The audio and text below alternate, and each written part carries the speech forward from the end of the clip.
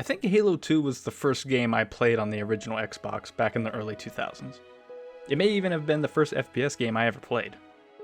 And even though I was still very young at the time of its release, it really drew me in with its fun gameplay the same way Mario 64 and GoldenEye had. It just had that special something that draws people in. And all the times of me and my brothers playing it are some of my longest lasting memories. It's also a game that improved upon its predecessor in many ways. It brought with it an evolution of the gameplay that made CE so satisfying, while also offering a slew of diverse levels to explore and an expanded story with more of a focus put on cinematics and characters. It was a massive and ambitious undertaking that would shake Bungie and much of the gaming industry to its core. And for a lot of gamers like myself, it was something they'd never forget. This game means so many things to so many different people. For some it's one of the greatest games ever made, and for others it was a colossal letdown. But regardless of how you felt about it, it was still a game that left its mark on gaming history. So let's finally get into this and talk for a bit about one of my favorite games of all time, Halo 2.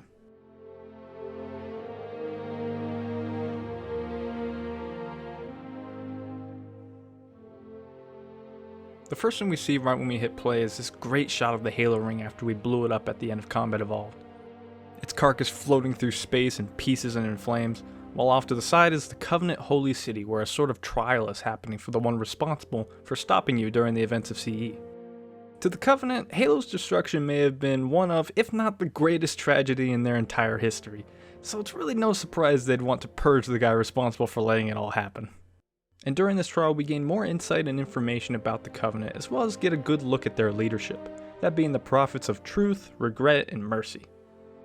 We then shift scenes to a UNSC space station and are reintroduced to the Chief in his nice new set of armor. I also love how in the Anniversary Edition the armorer cracks a little smile when Chief puts on the helmet. It's like he's all of us when we're watching this scene. We go through a little tutorial and then head off to an awards ceremony. And this ceremony that the UNSC is throwing is juxtaposed with scenes of that elite from earlier being publicly humiliated before his capital punishment.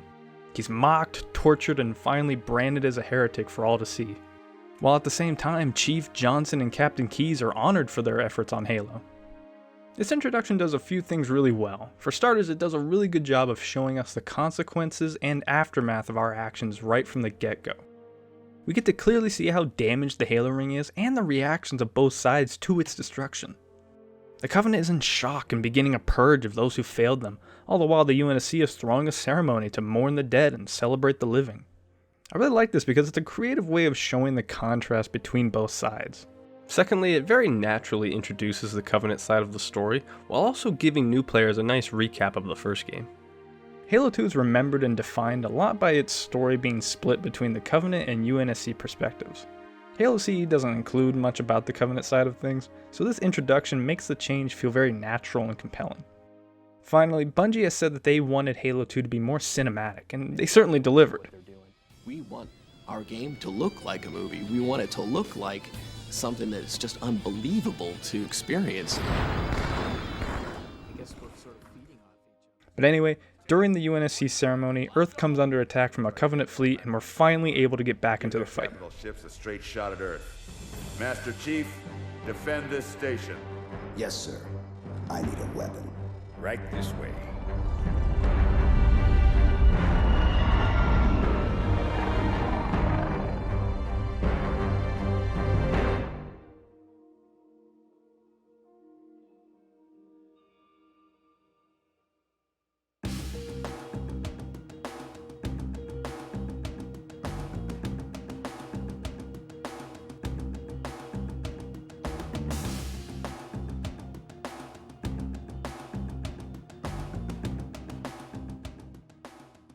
The first thing you may notice when you finally get geared up is that the Magnum and Assault Rifle are nowhere to be seen.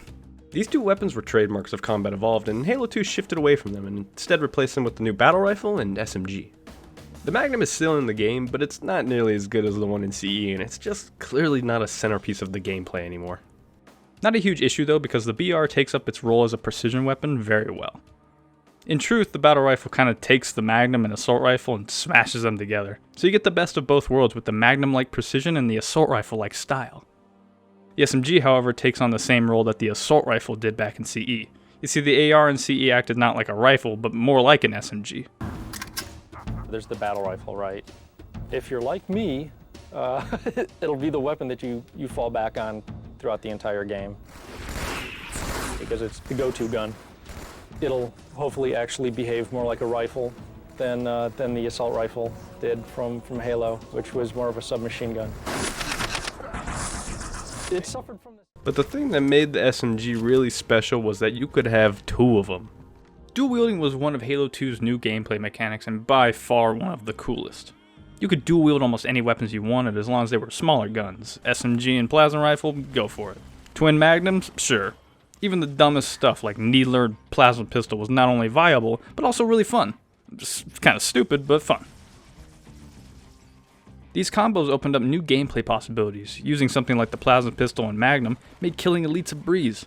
It was such a cool concept, they slapped it right on the front of the dang box, and all the promotional stuff. It made Master Chief look like an action hero right out of a comic book, and it showcased dual wielding as one of the main selling points of the game. It even made a return in Halo 3.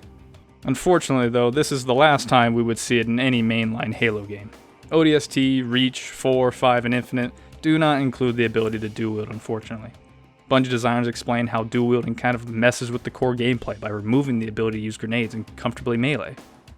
There's this thing we didn't really identify in Halo 2, that if you spawn everybody with a dual-wieldable weapon like the SMG, it changed the game.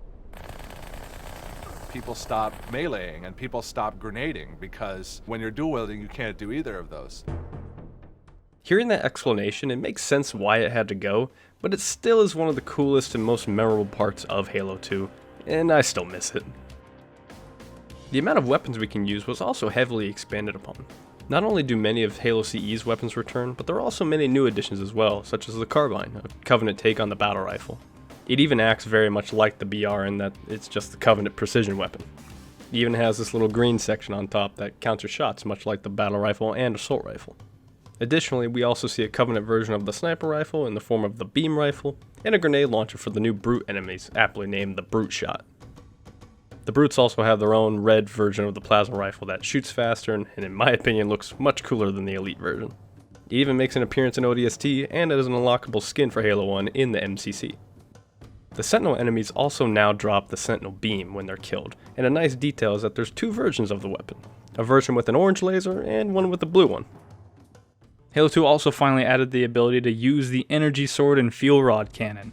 Both of these were in CE, but they weren't accessible to the player. Only certain elites and grunts were carrying them, and once they died, the weapons disappeared, so we weren't able to access them. But Halo 2 allowed them to be picked up and played with as normal, and the energy sword in particular was so cool and strong that it's now become a very iconic part of Halo. The most noticeable gameplay change from Halo CE though, for me at least, is probably that the health bar is missing. And it wouldn't be back until years later in ODST. Its exclusion impacted gameplay dramatically by really simplifying how combat works. Back in CE, when your shields were down, the damage you received from then on would take away from your health, and it could only be refilled with a medkit. This made you think more during combat and forced you to be more aware of your own actions. If you were full on health, you could go balls to the wall and play more aggressively with less regard for your own safety. But if you were low on health, you're going to have to play more cautiously and really use your skill and wits to win an engagement. It made combat feel more dynamic and unpredictable. But Halo 2 removes the health bar altogether and even gives you a quicker shield so gameplay feels faster and less complicated. No matter what, you go into every engagement in the same condition. It removed a random element to the gameplay that not only made the game more fun and challenging, but also removed an aspect that made every playthrough slightly different. It's also a tad confusing to players since once your shields are gone, how much health do you even have? How many shots can I take before I die? Without a health bar, you're kind of left in the dark about your condition. However, it is kind of a fun experience when your shields are down and you anxiously run for cover not knowing if the next shot will kill you. And Halo 2 isn't the first game to use fully recharging health, but it may have been one of the biggest influences on how FPS games would design health in the future. Another great thing added to Halo 2 is the ability to finally trade ally weapons. This is a great feature because in the past, if you were out of ammo or you just wanted to trade guns, your only option was to pop the guy and rip it from his warm, dead hands. It just felt kind of wrong. But Halo 2 allows you to willingly trade your weapons with your allies, whether UNSC ones or Covenant ones. If one of your guys has a rocket launcher or a shotgun, you can force your plasma pistol onto them and take the rocket launcher for yourself. And one of the great things about this is outfitting your allies with better weapons. Giving them rocket launchers or sniper rifles or energy swords just increases their survivability and makes the game more fun. Even to this day in Halo Infinite, people are giving Marines rockets, shoving them in the back of Warthogs, and driving into the middle of outposts and watching as they lay siege to the place. It's an awesome gameplay feature. Halo 2 also does a good job of introducing this concept to the player. During Metropolis, right after the tank bridge, a woman will inform you of how the area up ahead is close quarters and will offer her shotgun to you. It's tight quarters on the other side, sir. Use this. It's a creative way of showing off this gameplay element rather than just having a pop-up lecture you about it. Halo 2 also brings back all the vehicles from Halo 1. We finally get to drive the Wraith, which was only possible before by modding. They added the Spectre vehicle to the Covenant side, which is basically a Covenant Warthog. And they added the new Gauss Hog. The Wraith can even do a little wheelie for some odd reason. Not sure why it can, but it can. Vehicles of Halo 2 have also been made to feel a little bit better than they did in CE. They're less glidey and prone to flipping over. The Warthog especially feels much better. I always dreaded playing Halo 1's Warthog run because of how jank it all feels. The vehicles still flip around, but it's just not as bad as it was. Halo 2 also added the ability to hijack vehicles, which would become one of Halo multiplayer's best features. The game itself is also filled with many secrets like the skulls and the Scarab gun, and given its development history, it has a lot of fun glitches as well.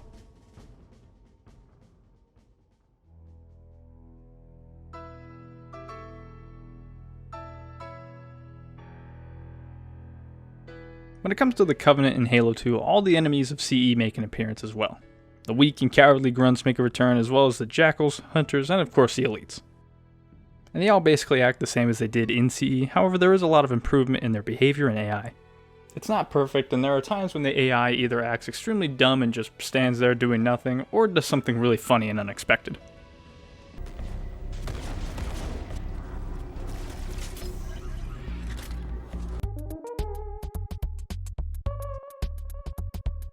There were also two new Covenant enemy types added to the game, those being the drones and the brutes.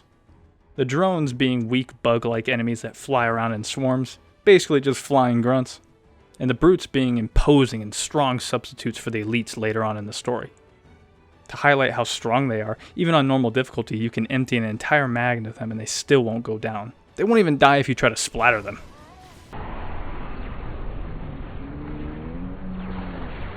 But given the lack of recharging armor like the elites, the best strategy to take them down is to either use the carbine or the battle rifle, and just go for headshots. They should die in only a few to the head.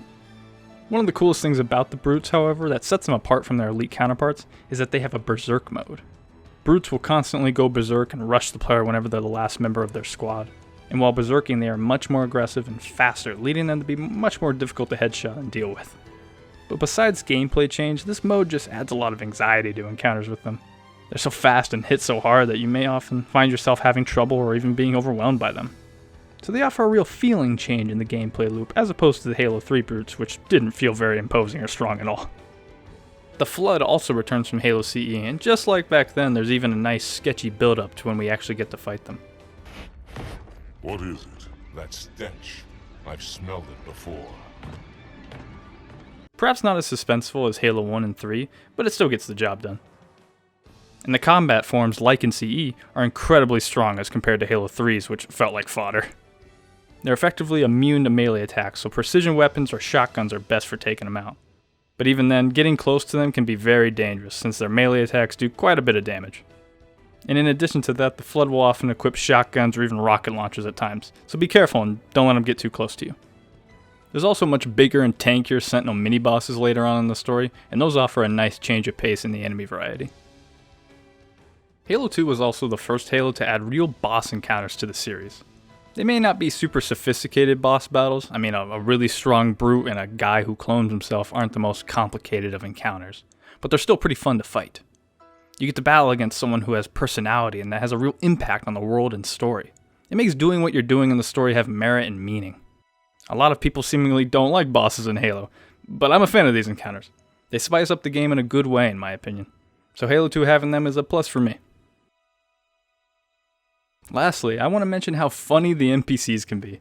The Halo franchise is known for its charming and funny NPCs, and Halo 2 is no different. I don't want to kill you. Guess you're too ugly to let live. One of my favorite things about the Halo games is how the NPCs behave and operate. It always gets me when I see a Marine emptying a mag into a dead enemy while trash talking it, or when grunts run away in terror of you. Halo's got some of the best designed enemies in gaming, and a lot of that comes down to all the personality that Bungie gave them.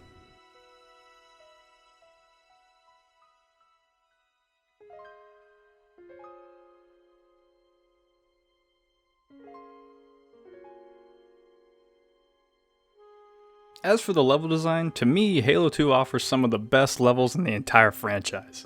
Just incredible sandboxes to explore and fight in. The level design of Halo 2 differs from CE though in that there's no longer a focus on giant, wide open areas to explore. The levels themselves do have many large areas like in Metropolis after you exit the highway tunnels, or during Delta Halo. But there's really nowhere near as big and open as some of the levels in Halo CE. 2 instead focuses on more linear and tighter levels with close to medium range engagements with some longer range and vehicle sections sprinkled in. It all works very well. However, one of Halo 2's oddest level design features has to be the amount of arena-esque areas in the game. And what I mean by arenas are areas where you just sit there fending off wave after wave of enemies until the game tells you it's time to move on. The beginning of Outskirts being a good example. You fight off wave after wave of Covenant until hunters break the doors and let you progress through the rest of the level. These kind of arenas are everywhere. They're in Cairo Station with the Pelican Bays, Outskirts as I just mentioned, and the Oracle even has 2. One is this really long elevator where most of the time you're just sitting around, and then right after that is this room that you have to fend off from Flood until the door opens. I don't mind this like once or twice. I mean, killing waves of enemies can be fun, because it's just killing enemies, it's no big drama. But these arenas show up so much and take so long that it becomes a slog to get through them. They create this sense of, finally. And that's just not what you want your players to be saying when they're playing your game. But one of the ways that Halo 2 far surpasses CE is the level diversity. Halo CE had a lot of diverse levels, what with the Pillar of Autumn, the many biomes on the ring itself, and of course the Forerunner facilities. But Halo 2 brings us to so many different places, from a space station above Earth, to a big city, to a Forerunner station dangling above a gas giant, to a new Halo ring, and then all the way to the Covenant Holy City that we saw right at the beginning. And the levels themselves also have a wide range of settings. Outskirts and Metropolis, which feel like one giant level, has us fighting on the city outskirts and then driving on a beach and through highway tunnels onto a bridge with a tank, into the city center where we finish it all off into the canal. Delta Halo sees us landing on the ring, fighting in and around what appears to be ancient ruins and in jungles. You always bring me to such nice places. It's an incredible amount of scenery and settings the levels are able to pack in. And there were supposed to be even more, like a level on the Covenant ship, but due to time constraints it had to be cut and replaced with one of the greatest cutscenes in gaming history instead.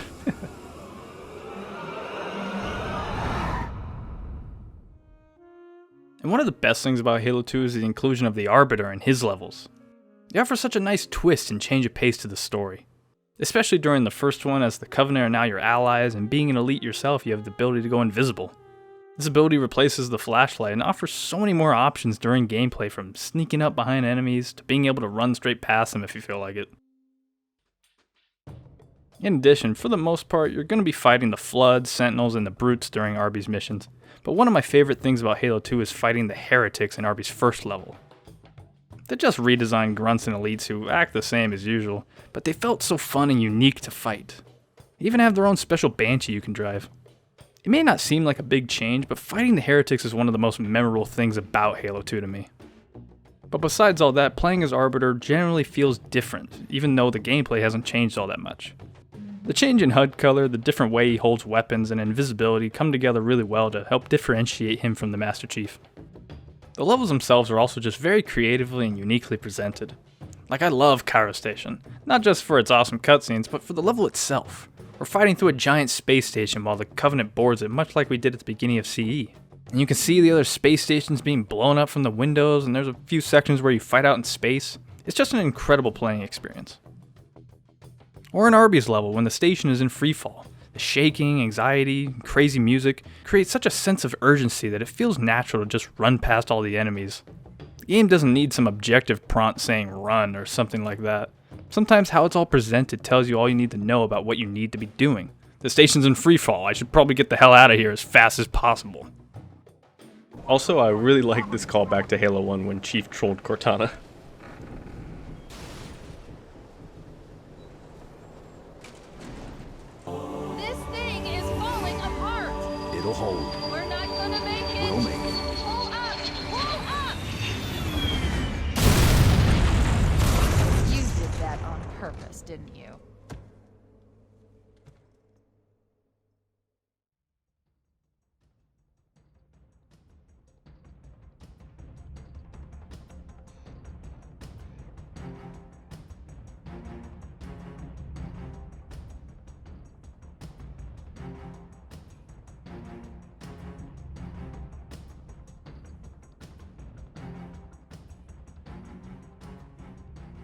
Alright, if you're going to talk about Halo 2, one thing you have to mention is the Legendary campaign.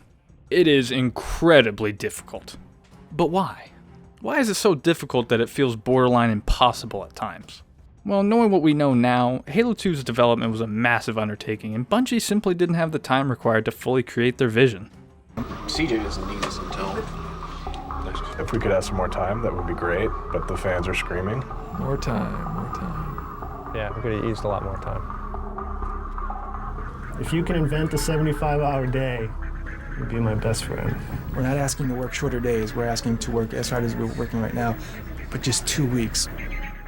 With the huge success of Halo CE, Microsoft wanted another killer app to propel the Xbox forward and make it the console to own, as well as to get the Halo multiplayer experience on Xbox Live. The Master Chief was going to become a household name up there with the likes of Mario, Sonic, and that Zelda guy. But how do you one-up a game like Halo? It was a console-selling superstar of a game.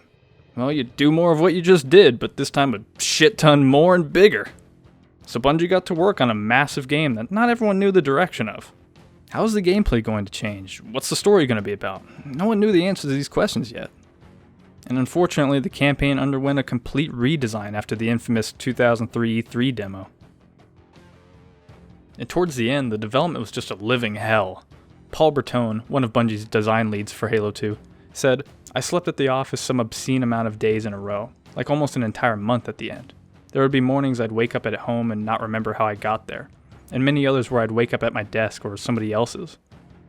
Just this quote alone highlights the awful working conditions over at Bungie during this time of development. But what does this all have to do with the Legendary difficulty? Well, everything really.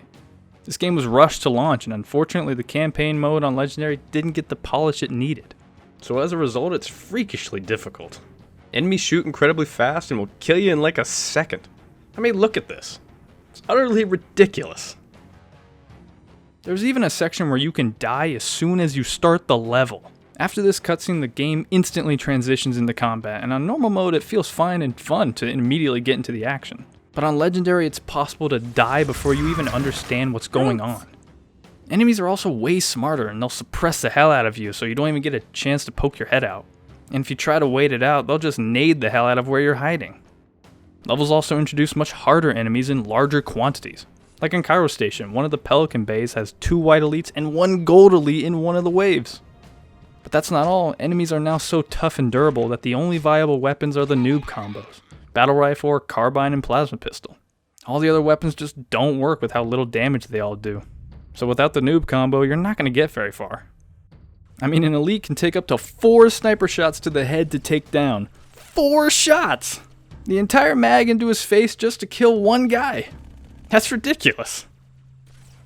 And speaking of snipers, may I present a fan favorite and Halo 2's most beloved enemy, the Sniper Jackal. These guys are nightmare fuel, and they put them everywhere. They can kill you within a second, and sometimes even less time than that. You'll die almost instantly if you're caught off guard, or you don't know where they are, so it makes some levels very anxiety and rage-inducing. This level in particular is very frustrating because of the amount of sniper jackals that are just walking around or hiding behind walls waiting to lure you into a false sense of security before sniping your ass. Halo 2 on Legendary is definitely the ultimate test of your skill and knowledge of the game, as well as a test of how far your patience will go. If you haven't tried it, I definitely encourage you to, since even though it is almost unplayable, it still is kind of fun.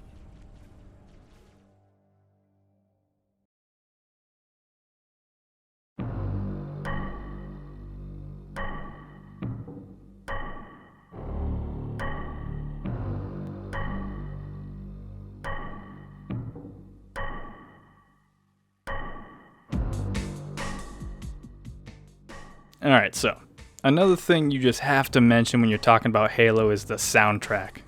And my god, what a soundtrack it is. Marty O'Donnell's a damn legend, and once again his music carries Halo. The music of Halo 2 is one of the greatest things about it. It adds so much to each scene, whether it be an epic shootout, desperate escape, or for just giving you the chills. And there's multiple points in the game where the music is clearly the centerpiece. During Gravemind, for example, the game purposely tells you to let the Covenant kill each other, while you sit back and listen to Blow Me Away by Breaking Benjamin. Or during the Banshee section of The Arbiter, we're treated to Follow by Incubus. Incredible talent came together to make this game's music, and it really paid off because Halo 2's soundtrack is my favorite in the entire series.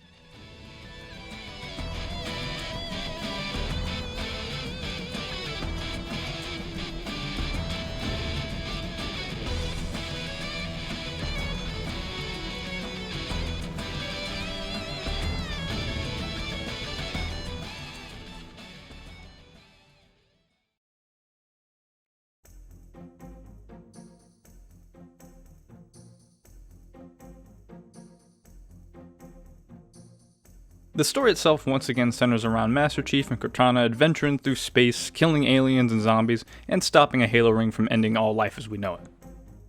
However, this time the Halo ring doesn't take the stage right at the beginning like it does in Halo CE.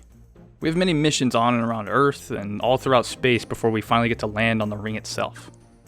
But amongst all that, there's one addition that really turns the story into a compelling narrative, that being the introduction of the second protagonist, the Arbiter. What would you have your Arbiter do? Halo 2's story succeeds in many ways because of the fact that we have this dual storyline going on. We're able to see the conflict between the Covenant and humanity from both sides, so it offers a lot of complexity to the story itself. We see humanity scrambling, trying to survive, and the inner political games and rivalries within the Covenant. And since the Arbiter is in the middle of the political games, we get front row seats to the Covenant's downfall. Arbiter's story is one of the reasons Halo 2 is my favorite Halo game. He brings that much needed extra viewpoint to Halo's world and story. We get to see firsthand what it's like to be in the Covenant, and better yet, we're the Prophet's personal little helper. When talking about the story, Joe Staten said, "What if you're the guy who lost the Halo ring? What if you were the guy whose butt was on the line for protecting the most valuable religious object in the entire world, and you blew it?" It's a great angle to lean into that allows for so many potential storylines to collide with Chiefs. All throughout the Arbiter's campaign, as he begins to learn more and more about the truth behind Halo, his trust in the Prophets begins to waver. We see him go from a loyal servant of the Prophets, who even after being sentenced to death was still willing to serve them, to becoming disillusioned with their rule and open to seeing their lies. Tartarus, the Prophets have betrayed us. It's a satisfying story arc that not only is the highlight of Halo 2's campaign for me, but also cements Arby as a fan-favorite character. And even after all these years, people, including myself, are still hoping Arby will show back up as a main character at some point. The inclusion of the Arbiter also expanded upon the story by allowing the Covenant's history and motivations to be more fleshed out. We get to hear the history of the Covenant and of the previous Arbiters from the Prophets, as well as being teased about bits of lore such as the Grunt Rebellion. The taming of the Hunters, the Grunt Rebellion. Were it not for the Arbiters, the Covenant would have broken long ago. They talk about these massive historical events that were never shown, and it shows us that there's more to this world that meets the eye. I mean, just look at how many Arbiters there have been. How many elites were publicly shamed and then sent to their deaths, all for the Prophet's sake. I also think the presentation of the story and plot is done very well. All the cutscenes are captivating and cinematically pleasing. Take for example the cutscene when we first discover Delta Halo, the new Halo ring. This is an astonishing cutscene. The beginning picks up from where the story left off when the Prophet of Regret blows up New Mombasa, and we get a nice parallel shot of the ring much like at the beginning of Halo CE. We get some nice moments and banter between the characters and a sudden drop onto the surface of the ring. And when I first saw this part, my eyes were glued to the screen. The pods dropping down above the clouds look like shooting stars burning up in the atmosphere.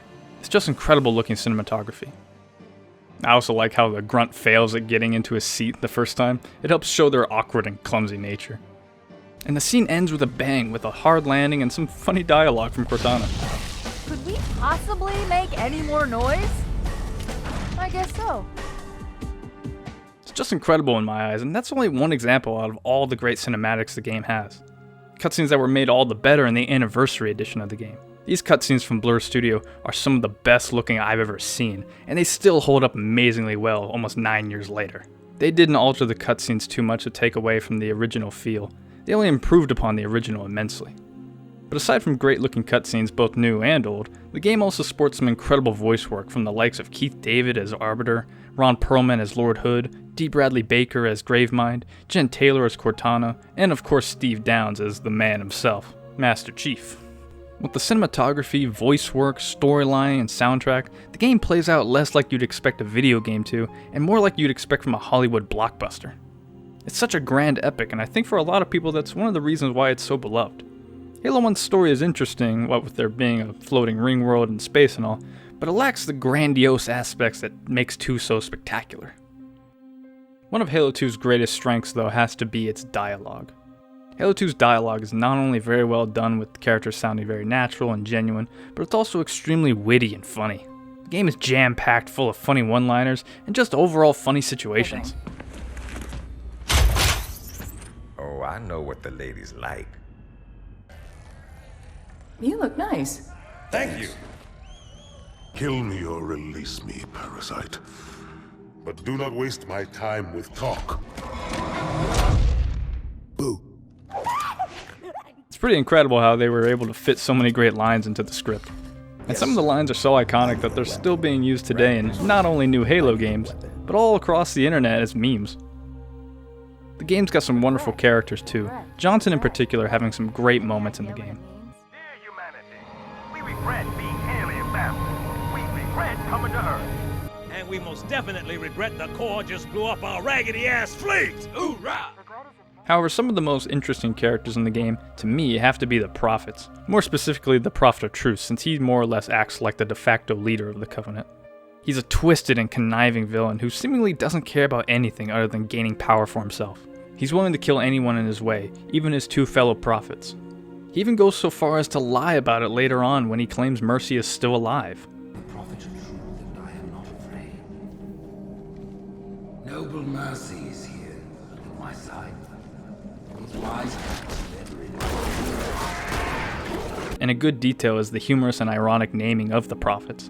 The Prophet of Regret instantly regrets his decision to attack Earth. The Prophet of Mercy is not only merciless to RB and humanity, but has also shown no mercy by his friend and ally, but is shown mercy by his enemy. And the Prophet of Truth is a corrupt liar who, even at the end, shows no regret for his actions and receives no mercy from the Arbiter. I am truth! The voice of the Covenant!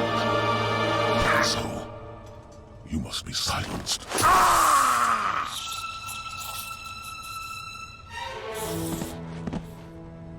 But back to the story itself. After finding a new ring, saving the galaxy, and making new friends along the way, we finally see Chief on the Forerunner ship heading towards Earth. Sir, finishing this fight.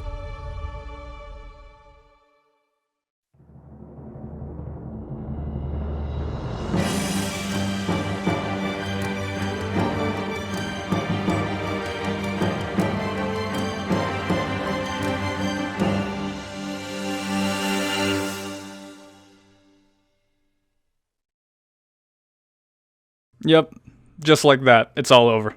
Now for me, since I never beat the game until years later when Halo 3 was out, the cliffhanger ending obviously wasn't as big a deal to me. Regardless, this ending was an incredible letdown for fans of the series. And according to Marty O'Donnell, Halo 2 was supposed to be the end of the series. He said, "We had no plans to do another game after this. It was like, this is how Halo ends." But ultimately, the third act of the story had to be completely scrapped, and much of it went on to be used for Halo 3. Marty O'Donnell even voiced his dissatisfaction with this ending by saying, "I couldn't imagine a more horrifying ending. If you search for worst endings in the history of video games, you'll see Halo 2 right up there." But besides the ending being terrible, the story itself was very well done and was quite entertaining all throughout. And it still remains my favorite story in the whole series.